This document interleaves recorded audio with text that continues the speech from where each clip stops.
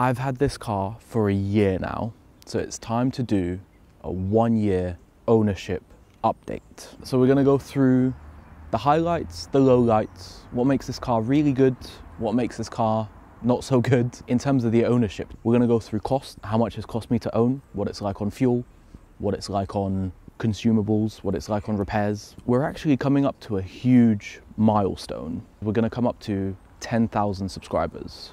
I never realistically thought this would actually be possible. I remember when I was coming up on 1,000 subscribers and I was super excited. So 10,000 subs is a huge deal. Thank you all for being here. I'm gonna do a car meet for 10,000 subscribers. So if you're local to me, anywhere around London, make sure you follow me down below on Instagram. We can start with the costs. I was just looking in the trip computer and I realized it's actually surprisingly reasonable to run this car.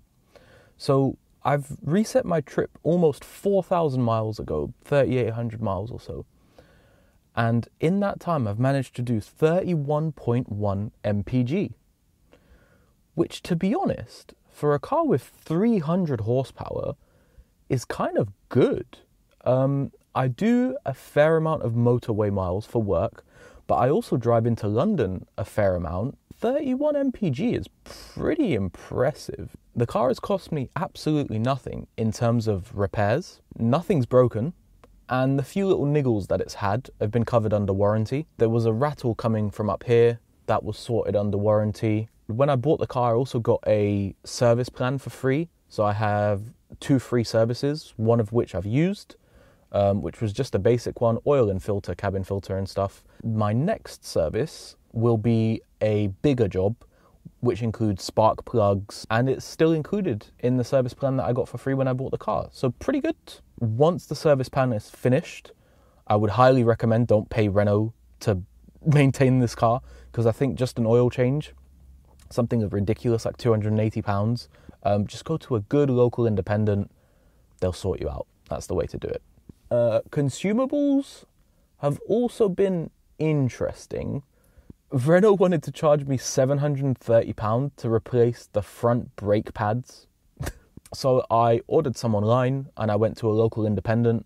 I got some nice EBC yellow stuff, like spirited driving track pads.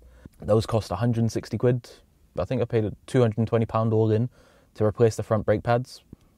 Front tyres were what you would expect for 19-inch 245 width tyres. I paid £380 for a pair of fronts. The rears are probably going to last forever.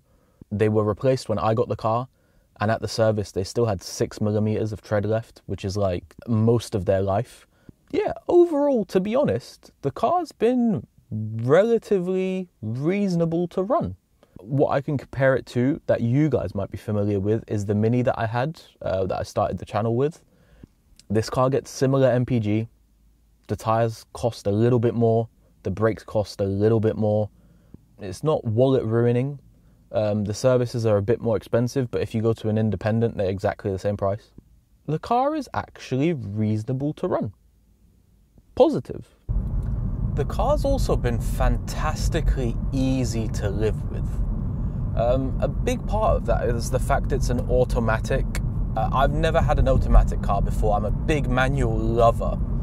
And at times I do miss having a manual. But on days when I drive into central London and I just want to get to my meeting, it's just so nice to have an auto. Now for spirited driving, I would have preferred a manual. That's why I use manual mode all the time. So it's a little bit like the best of both worlds, but you do miss having that third pedal and actually changing gears yourself. I would rather have the extra enjoyment of the manual as compared to the convenience of the automatic. So I think my next car is definitely going to be a manual. But overall, the car's been amazing. The boot is absolutely massive. I've moved a bunch of IKEA furniture. I wish I had a picture to show you, but the boot was full to where I couldn't even see out the rear window. And the car did great. So yeah, pretty happy with the livability. I will mention one thing, it is exceptionally wide. So for London streets, it can be difficult sometimes. It's 1.89 meters wide. It doesn't look it from the cabin, but the body extends a long way past the cabin. So you've got to bear that in mind when like parking it, and when you're on narrow streets and stuff. It is a wide car. Another really overlooked part of this car is that it's really refined at speed. Like it spins reasonable RPMs at 70. Cruise control takes care of most of the work. And it's relatively quiet for what it is. A lot of sports cars, especially 6-speed cars, are really buzzy and noisy, doing like 70 miles an hour on the motorway. But this car's really refined. It's pretty good. You can have a conversation at a reasonable level.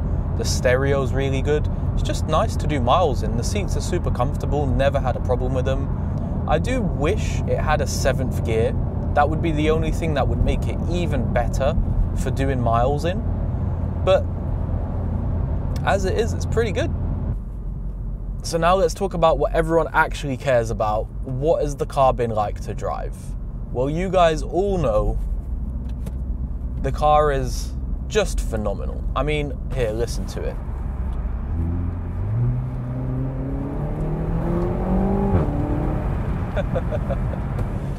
The car's a laugh. It's really good. It makes a great noise. It goes really well. It's actually fun on a back road. And I've had more fun in this car than I've ever had in any of my previous cars. This car's been absolutely brilliant. The gearbox is good. The steering is good. The power is...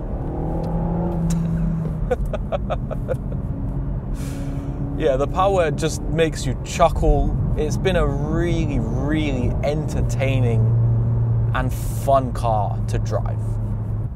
I do struggle, if I'm honest, with how to bring this up. I don't want it to sound like I'm ungrateful or I'm shitting on this car or anything like that. But I think the car might actually be too competent, if that's a real thing. There's certain times when you're just doing the speed limit.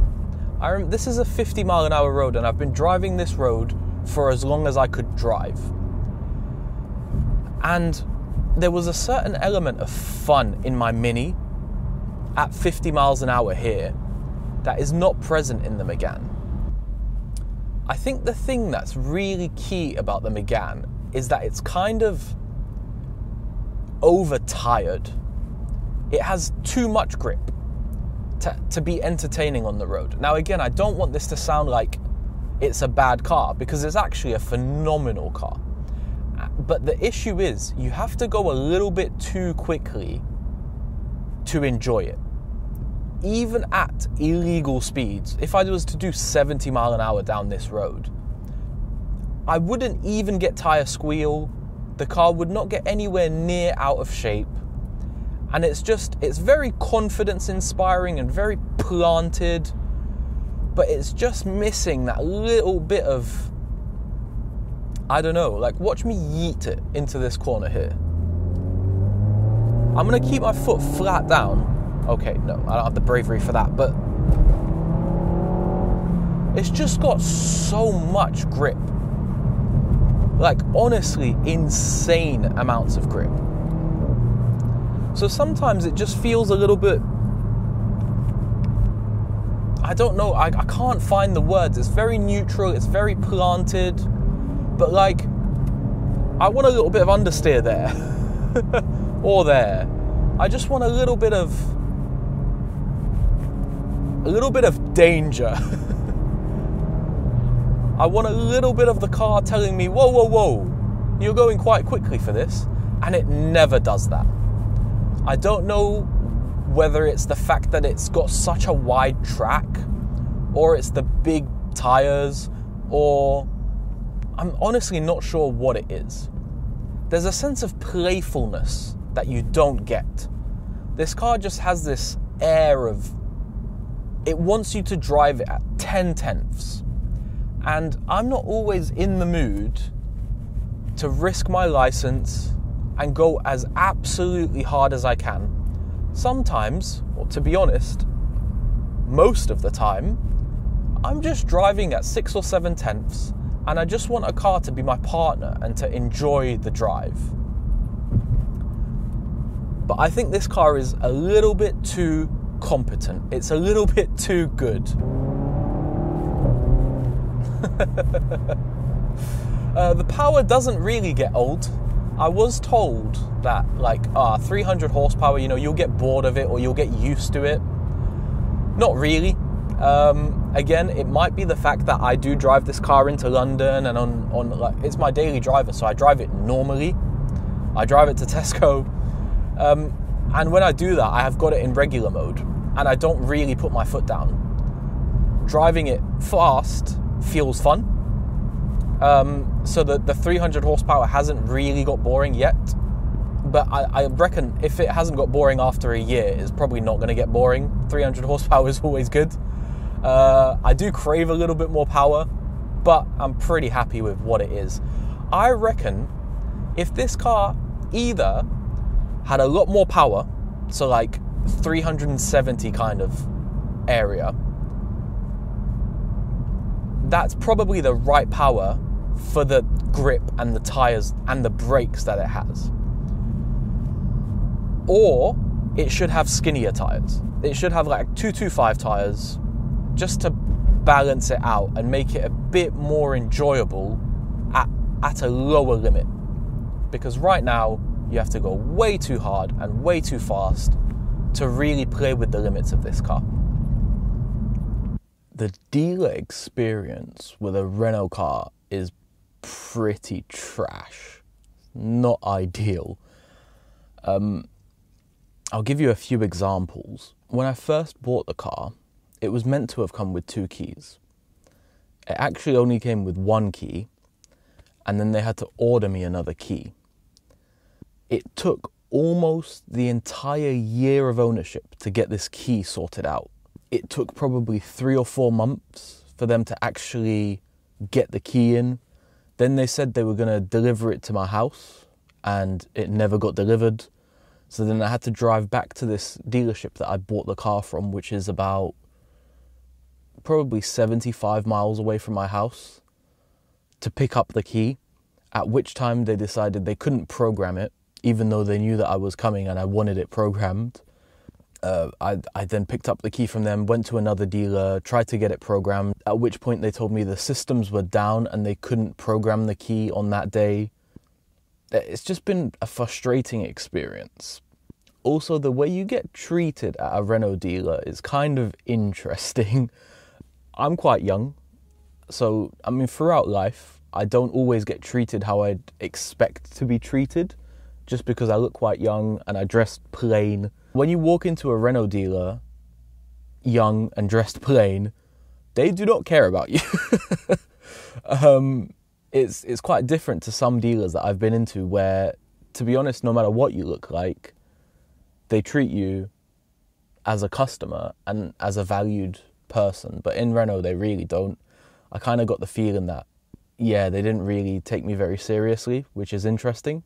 Also, the servicing, I know this is pretty common for all newer cars.